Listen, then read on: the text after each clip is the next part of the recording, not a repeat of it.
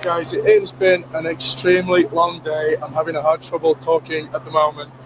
I would appreciate it if we could wrap this thing up. I will. Well, we actually have a lot of questions, and it's been a long day for a lot of people who don't have water. So can you give us an exact timeline as to how this all happened? The DEP was saying earlier today, as early as 8:15 yesterday morning, they were getting reports, and that you all did not call it in until 12 noon. The DEP was already here at 11:15. So what's the timeline on all this?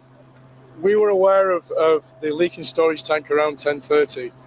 We load tank trucks of this material on a regular basis, and occasionally we've had reports of an odor previously. So we were first aware of any material being spilled at 10:30 yesterday. Could it have been earlier than yesterday? Because we've also received reports into our newsroom that it was as early as Wednesday, possibly Tuesday. People were starting to smell this in the area.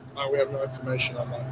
Are there no systems in place to alert you of a leak at your facility other than a smell? At this moment in time, I think that's all we have time for. So thanks for coming. Thanks for We have more questions. Hey. No, we're not done. You're not done. We're not done. No. Anyone else have any other questions? Wow. Okay. There's a lot there.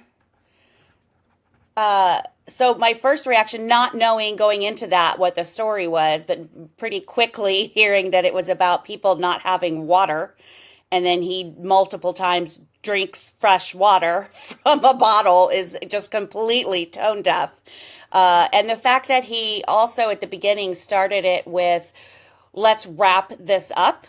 In other words, we've had a long day, very tone deaf to whoever his constituents are listening and the people who are actually going through this. A very similar thing happened with the CEO of BP Oil when that oil spill happened in the Gulf of Mexico. He just was complaining about how little sleep he's gotten. It's bad. It's just a bad look.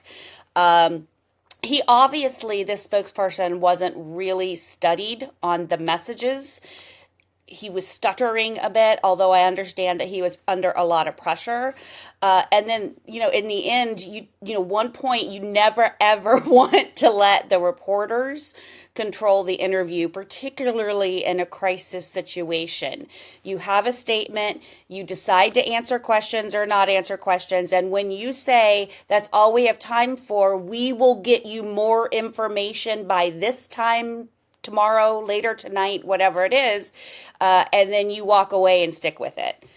That was painful.